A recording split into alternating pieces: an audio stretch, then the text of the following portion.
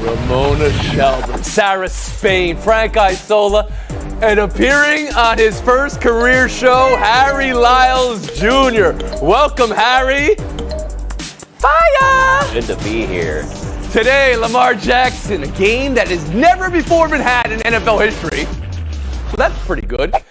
And there's Kyrie Irving news, and there's Ben Simmons news. The two are not linked right now, but maybe on his first career show, Harry Lyles Jr. will say, Irving for Simmons. Let's make a trade. Let's go. The Nets will do it. Harry should run the Nets front office now. That's a trade. Oh, boy. Harry Lyles Jr. joins us from Atlanta, Georgia. Our first panelist based there. And he's born and raised Georgia State educated, Evansville, Indiana by roots. SB Nation is the work he put in to get here. Now you see him co-hosting Countdown to Game Day Live, and he's on the sidelines every week for college football. Harry, give us your life story in 7 seconds or less. Don't leave anything out. Listen, I grew up consuming too much sports. If I wasn't here, I don't know what I'd be doing, but it wouldn't be good. Do you know how this show works, Harry? I don't even know how this show works. There's your first mute. Let's go around the horn. Just a little over a week ago, Jon Gruden was coach of a 3-0 first-place team. Now, the stunning and swift professional degradation with the leaking of his racist, homophobic, bigoted, sexist emails. The emails from 2011 to 2018, from when he was broadcasting for this network, ESPN, uncovered in the investigation into Washington football. So, who saw them then? Who saw them now? How they became public now? All questions that get to a larger place, and it's about the culture of the NFL. Harry Lyles Jr., right out of the gate to you. This is your first topic. Your initial thoughts on Gruden, and in what way do you believe this speaks to the larger cultural issues with football? I think there's a lot of levels here. I think the one thing that we kind of have to look at here is the NFL, I don't necessarily think cares about the issues that they've painted on the field, right? It takes all of us, end racism.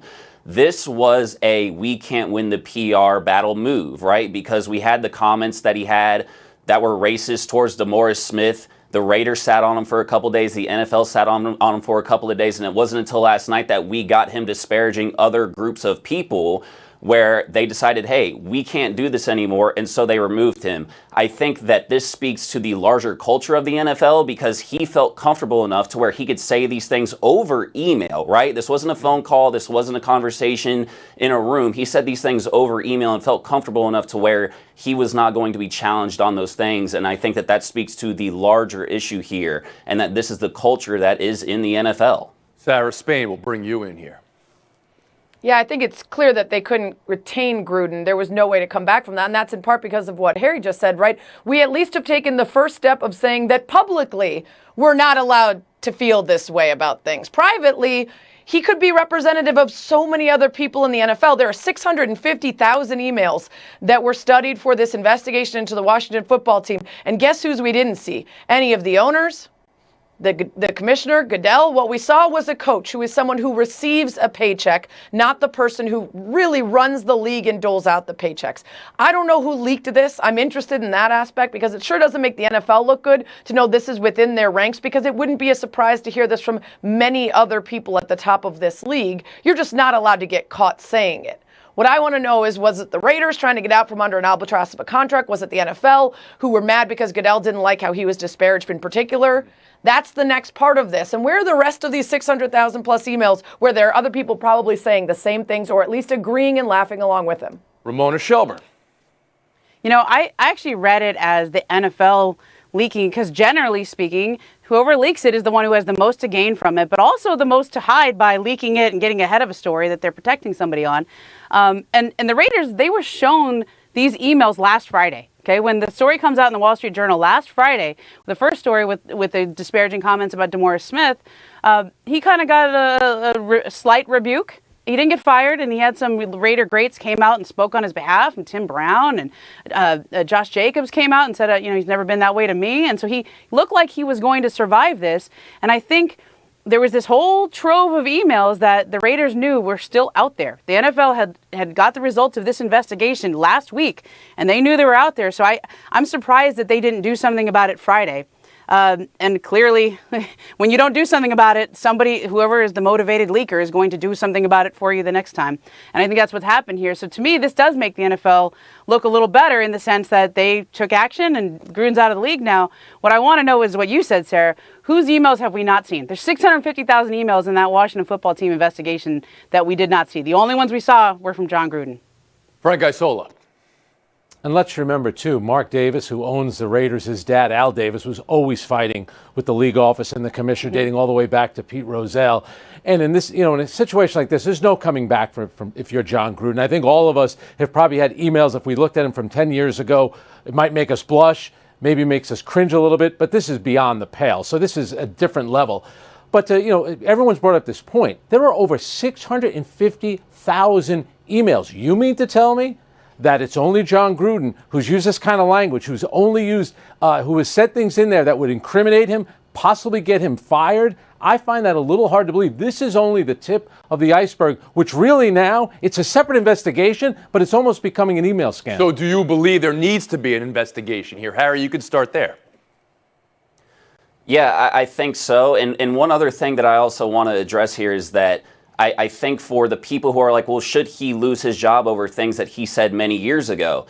And I think that's a fair question. I think there's a couple of questions that you have to ask yourself about that, though. Is did he show that he was remorseful and truly learn from the things that he said? And I think the answer to that was clearly no. And I think the other thing that people have to look at and ask themselves is, are you as upset with what he said as you are about him losing his job? I think that's a very important piece of it. And another part is the franchise he works for. This is the franchise that has the first out gay player in the NFL right now, playing in the NFL, and these were anti-gay comments. This is the franchise that had the first black head coach a long, long time ago. And Amy Trask, one of the great leading female executives in league history as well. Last word, Sarah Spain. Yeah, I would also say it wasn't just 10 years ago, right? It was over the course of 7 years. That's not someone who would seem to figure anything out. I think we had to hold people accountable and stop blaming cancel culture for when you're a bigoted, homophobic, misogynist, racist. The list goes on. You check every box. You don't get to just say, whoops, my bad. More importantly, I do think when the NFL said that investigation of the Washington football team was only going to be a verbal response because they didn't want to have any of the results written down for the apparently to protect the women involved. What we actually do is we're going to offer you the ability to protect everybody involved so we can investigate certain things. And that's why I don't know if we'll get all of those emails to come out. We might not. Thanks for your thoughts on this. We're going to move on right here to the Monday Night Football thriller. And there's a sense here that this was a moment for Lamar Jackson. Final was 31-25 in overtime. It was a 16-point fourth quarter comeback for Jackson. It was 442 yards passing, 499 yards of total offense, 86% completion. No player in NFL history ever had 86% when he threw the ball as much as he did. Carson Wentz had an incredible night also, but to the victor go the spoils. Harry, let's start you off with this topic now. What did Lamar Jackson prove last night? Lamar Jackson proved that he should be in the MVP conversation. He is clearly still the player that we saw in his MVP year. And I think the bigger thing here, though, that Lamar did prove is that he has gotten more mature as a player. You're not able to lead a comeback of that caliber unless you have that kind of maturity. When you're young like that, yes, you can, put up all the yards and passing touchdowns and things like that you want, but it takes a mature player to be able to lead a comeback in that manner. I don't care that it came against a bad Colts team. You have to have that kind of moxie to do it. Now, I think another thing here of note is that every single time Lamar has a game like this, we do not need to turn it into, see, he can throw. Pretty good for a wide receiver, this, that, and the other. We don't have to do that. Lamar's been too good over the years. He's won an MVP already. He's looking like it again. We don't need to turn these great performances into that. He is Lamar Jackson. You guys, he doesn't even know he said it, right? He doesn't even know what the bad words are. This is your first show, your first scored argument, and the first words out of your mouth were bad. Frank Isola, what did Lamar Jackson prove last night? Well, he's proved a lot. He certainly has a special quality to him. And I go back to that game a couple of weeks ago against Detroit. That 4th and 19, that showed you everything you need to know about the guy. Poise, accuracy. That's my one thing, Harry. I think you're right. We know that Lamar Jackson's a great player, but the accuracy certainly has improved. Tony mentioned it. First player in NFL history to complete 85% of his passes and over 400 yards in a game. My only issue, though, with Baltimore, this is not the formula to win all the time, to fall behind and then rely on for you to make a 66-yard kick and the opponents to miss, get a kick block and then miss a makeable field goal. But again, Lamar Jackson, MVP isn't what he's in for. It's to win a Super Bowl, and that still has to be proven. Okay, he couldn't do that last night. He just had to do what was on the field for him. Ramona Shelburne, what did Lamar Jackson prove last night, Frank? 86% completion percentage, Tony. Yeah. Like, I think if you were in practice with people not even tackling, it would be hard to complete 86% of your passes. Like, that 2-point conversion at the end there to Mark Andrews, that was Neo in the Matrix level. I mean, I don't know how he fit that in. To me, you got a quarterback can throw it deep with accuracy. You can get a quarterback who can throw it in a tight space with accuracy. You can run. That was one of the most complete games I've ever seen from a quarterback, and it all happened all at the end. It did, right. It wasn't so complete the first 3 quarters, and there's the fumbles. Right. Sarah Spade, did Lamar Jackson prove something to you last night, or are you like grading on a curve like Frank is because he hasn't done it in January? Right. No, Lamar Jackson certainly did. And I hope that Harry's right, that some of those conversations can end because we've put them to bed, right? Not a wide receiver, can come from behind, can beat the Chiefs, can be a passing quarterback. All of these things hasn't been figured out by the league, which I think was this year's version of it. So all of those things are great. Lamar Jackson is incredible. Accounted for 499 of the Ravens' 523 yards. 499 of 523. Unbelievable. But the only thing I'll say is that Frank isn't entirely wrong about what he said. Because what's happening here? This is a team, not him, but the team itself should not have to come back from down to a bad Colts team like that. They shouldn't need him to amount to 500 of their yards. They need to be more complete if we want to see them actually, as a team, do bigger things because they haven't really beaten anyone that great in a definitive not entirely way. wrong? The Chiefs team, it doesn't look that good. You see, Harry? I'm right. When Mahomes comes back, What was everybody's wrong like, with what I oh, how said? does Patrick Mahomes do it? When Lamar Jackson comes back, you guys are like, oh, wait Find a second, the why does he lie. have to come back? He's been to 2 Super Bowls. Find the Listen to lie. you people. I just can't get over Sarah and Frank on the That same wasn't a argument. shot Get at over there. him. Hey, Harry, what? Harry, do you have any idea the banned word that you said? Any idea? I said the C word, right? Conversation. Oh, he said it again! He said it again! Oh, no, what is he doing? No, that's not fair. After running the Rays out. Whether this series will always be remembered for the ground rule double in Game 3 is up for you people to decide, but Boston did come out mashing yesterday, and Clutch Kike closed the coffin with clout. Sarah, how did Boston pull this off, and how should Tampa feel about this season getting away from them? Yeah, tough with a record-breaking number of wins, but they could not keep up with Red Sox hitting. They hit 341 for the series. They only struck out 26 times, and after that bad first game for them, they chased the Tampa Bay pitchers, but after the third in every single game after that, it was just better hitting, beating pitching. Junior, what are you buying, what are you selling from this series? I'm buying Alex Cora's job here. He came into the season with questionable starting pitching, and he's done some incredible gymnastics with that bullpen. Alex Cora coming back here, he's done a great job with that team. Frank Isola? After Game 1, the Red Sox outscored Tampa Bay 26-15. Tampa does not have good enough starting pitching. You can get away with the great bullpen in the regular season, but in the playoffs, you need your starters to go at least 5 innings. But I feel bad for Tampa. They won 100 games, and then they have to beat a team that they beat all season in their division. MLB needs to come up with a better system. You're here, Frank. Come up with a better system right now. All right, I'm going to give it to you. Either have them play the White Sox or the Astros, or allow them to pick their opponent. Why not do that? I just beat the Red Sox all year. Now I got to beat them again. Their opponent, Frank Isola, the Bachelor. I like where you're going here, and Ramona Shelburne. You know, I feel bad for the Rays, and you're right about that, Frank, with their bullpen. But in the end, it does come down to a weird play. Okay, Boston gets a runner on, they bunt him over to second, and then there's a squibber down the third base line. Diaz picks it up. It's a very tough play, bounces it to first. Choi does a good job to keep in front, but instead of 2 outs and a runner on third, there's now 1 out, and that's a sacrifice fly. How do you call that? Vince Scully over here. Baseball. Yeah, you're giving us the play-by-play, Momo, the GameCast. They came back from 5 runs down. Once a player, always a player, Ramona. You see the game and plays. I like it. All right, buy or sell 2. Whether the wind decided Dodgers-Giants last night. Wind wrecking, ruination all game.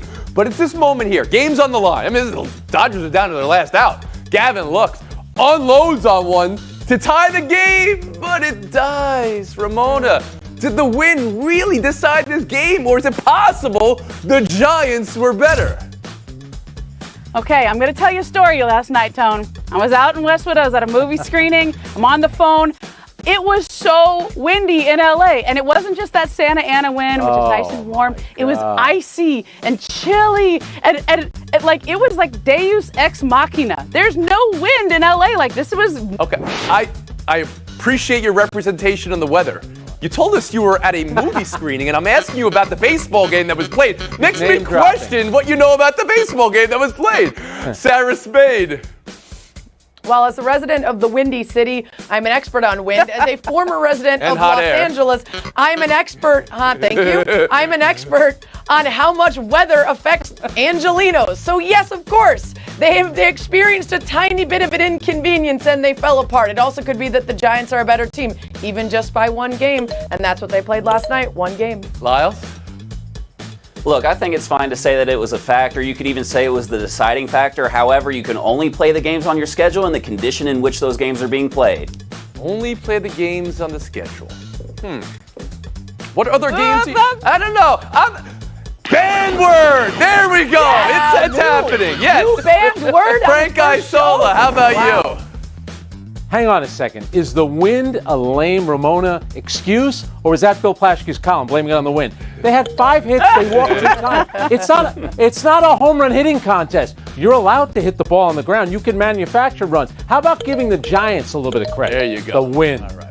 Come on. Ramona, please. It was the wind. He hit it 106 miles The an hour. Giants played in the same wind. 22-degree launch angle. The Dodgers had 4 of those this year. All 4 were home runs. In Major League The Baseball, expected batting average, you're not wrong. The expected batting average is almost 900 on that wind hit. machine. But it died. We'll move on. Buy or sell trade. News of the day from Brooklyn.